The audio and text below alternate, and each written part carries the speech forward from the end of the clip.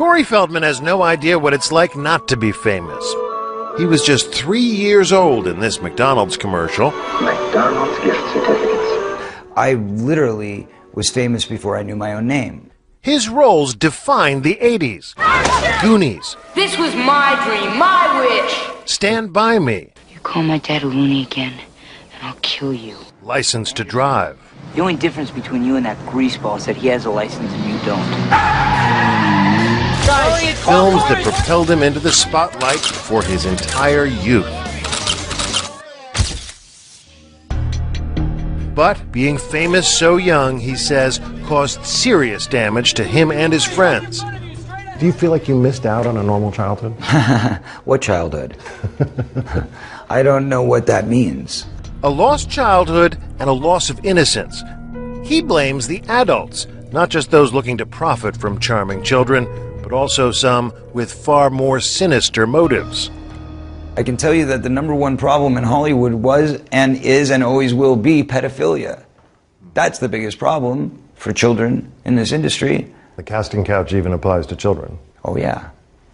Not in the same way. It's all done under the radar. Nobody talks about pedophilia. It's the big secret. And it's widespread? Oh yeah. I was surrounded by them when I was 14 years old. Surrounded. Literally. Didn't even know it. It wasn't until I was old enough to realize what they were and what they wanted and what they were about and the types of people that were surrounding me till I went, oh my God, they were everywhere like vultures. Vultures who Feldman says abused him and his best friend, the late child actor Corey Haim, his co-star in The Lost Boys. Well, what happens if my mom is dating the head vampire? Feldman says the trauma of that pedophilia contributed to Haim's death. There's one person to blame in the death of Corey Haim, and that person happens to be a Hollywood mogul. And that person needs to be exposed, but unfortunately I can't be the one to do it. But the person that knows who did it and knows who he is watching right now, I guarantee you. Yeah. Intriguing. Yeah. There was a circle of older men that surrounded themselves around this group of kids. And they all had either their own power or connections to great power in the entertainment industry. Feldman won't name names. And he admits his friend had a struggle with addiction, which he says was a mechanism to cope with his demons. It was a symptom. It was a symptom, correct. Are we in it? In 2008, the two Coreys confronted each other on their reality show about the dark past they shared. You let me get around in my life, man. Raped, so to speak. When I was about 14 and a half, and I'm saying this right now. What'd you do, man, when you saw that going down when I was 14 to me?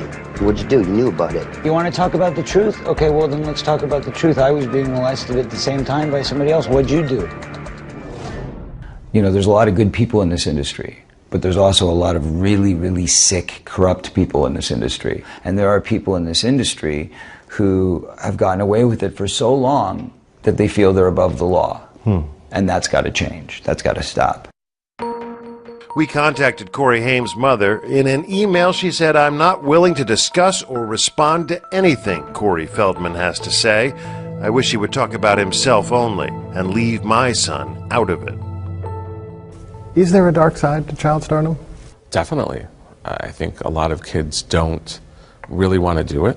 I think that the parents want to do it more than the kids. Chris Snyder says for most child stars, it's the parents that can cause more damage.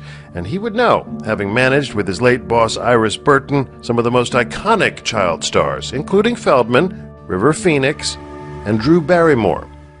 The biggest problem in the whole thing is when the parents start to live through the kids and quit their jobs and buy expensive houses, buy expensive cars, and the parents aren't understanding it's not going to go on forever, and it just wrecks everything. Feldman's parents managed his career until the money came between them. I got legally emancipated by going to the Producer's Pension Health and Welfare Plan myself at 14 years old and saying, what were my earnings and what's left? Earnings, by the time I was 13 years old, $1 million, which is really not that much money, but in those days it was. You know, in the late 70s, early 80s, that was a good chunk of change. And how much was left? 40,000.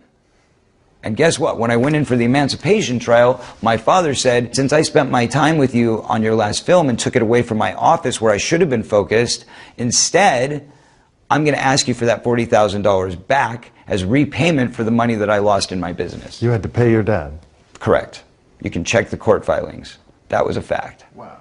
So I started at 0 at 15 years old, coming out of the hole.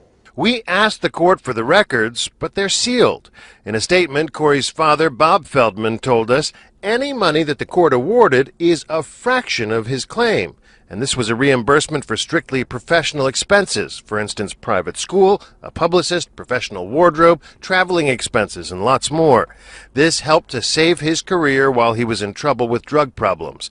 I thought I was doing the best for my son, and I am always here for him. Child stardom is not a dream Feldman has for his own son. I'll see you in a minute. He is, after all, one of the few stars who doesn't let his child get photographed on the red carpet.